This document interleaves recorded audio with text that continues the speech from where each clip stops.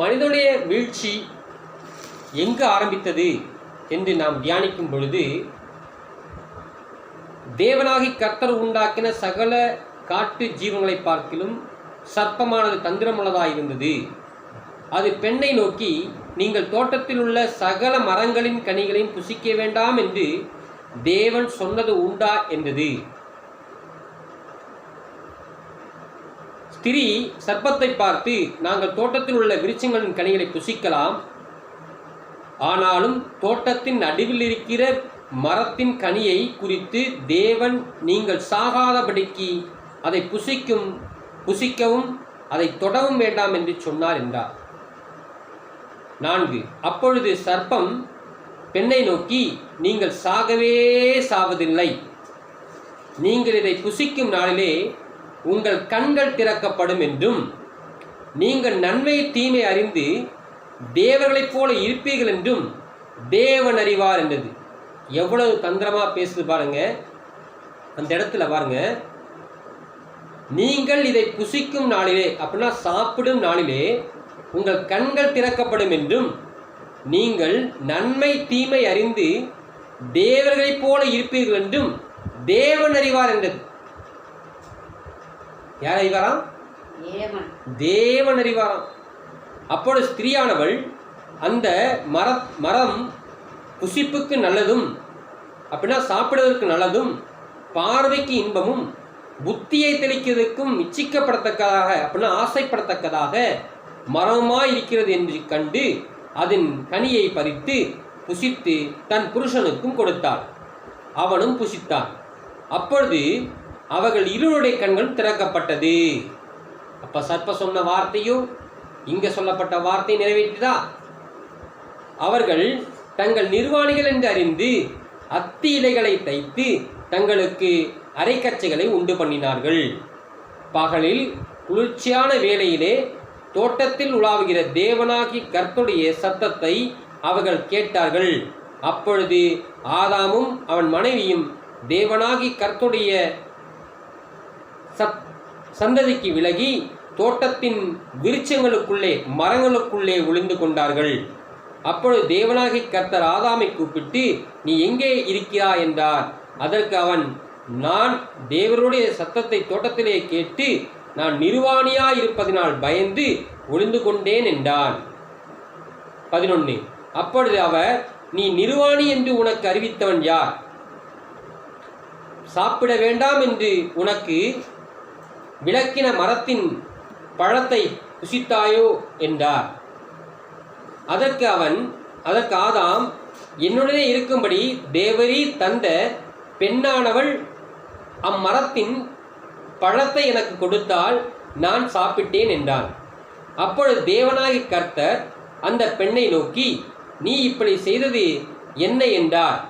பெண்ணானவள், பாம்பு என்னை வஞ்சித்தது, நான் புசித்தேன் என்றாள்.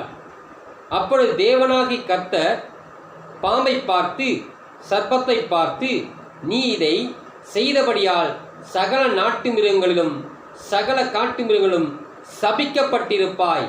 நீ உன் வயிற்றினால் நகர்ந்து உயிரோடு இருக்கும் நாளெல்லாம் மண்ணை திம்பாய். உனக்கும் ஸ்திரிக்கும் உன் வித்துக்கும் அவள் வித்துக்கும் பகையை உண்டாக்குவேன். அவர் உன் தலையை நசுக்குவார், நீ அவர் குதிங்காலை நக்குவாய் என்றார். அவர் பெண்ணை நோக்கி, நீ கர்ப்பவதியாயிருக்கும் போது உன் வேதனையை பெருக பண்ணுவேன், வேதனையோடு பிள்ளை பெறுவாய். உன் ஆசை உன் புருஷனை பற்றி இருக்கும், அவன் உன்னை ஆண்டு கொள்வான் என்றார்.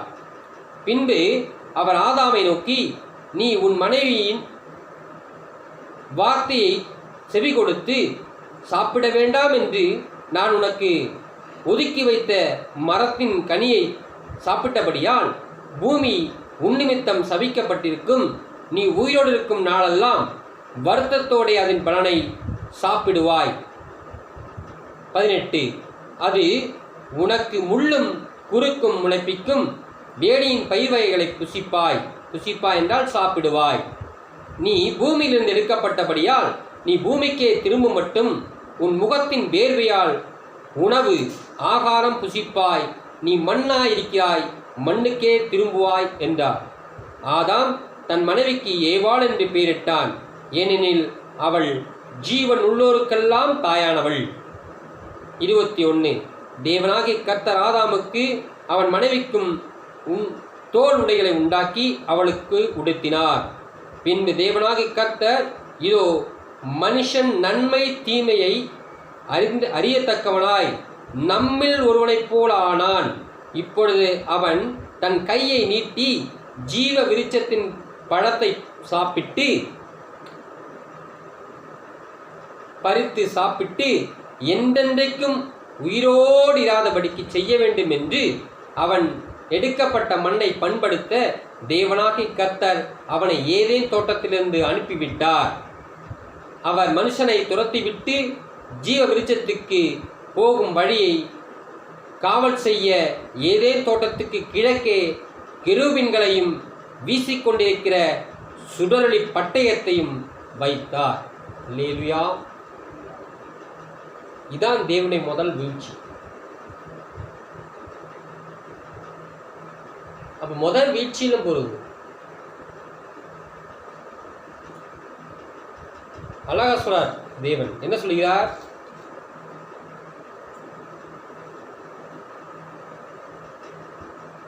நாள்ல பாருங்க, அப்பொழுது சர்ப்பம் பெண்ணை நோக்கி, நீங்கள் சாகவே சாவதில்லை. இதான் முதல் பொய். அப்ப தேவனுக்கு பிடிக்காத பாவம் பொய். அதனால நம்ம பொய்யே பேசக்கூடாது. இதுவரைக்கும் நம்ம வாழ்க்கையில் பொய் பேசியிருந்தா எல்லாரும் மனம் திரும்பணும். விளையாட்டுக்கு கூட பொய் பேசணும். ஜெபம் பண்ணலாமா? சொல்லுங்க. சூத்திரம்ப்பா, சூத்திரம் சூத்திரம் சூத்திரம் சுவாமி.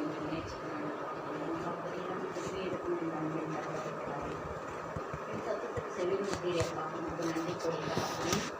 என் சகோதரி குணமாக வேண்டும் கர்த்தாவே, உன் சொன்னப்பா ஒன்றாக ஜெபிக்கலப்பா. என் ஜீவனுள்ள தேவன் போதும் சுகத்தை தந்தபடியா உனக்கு நன்றியப்பா. அது மட்டும் போராது கலப்பனை, இன்னும் கர்த்தாவை பரிபூர்ண சுகத்தை தந்த கர்த்தாவே, இவர்கள் உன்னை தெரிந்து கொள்ள சுவாமி.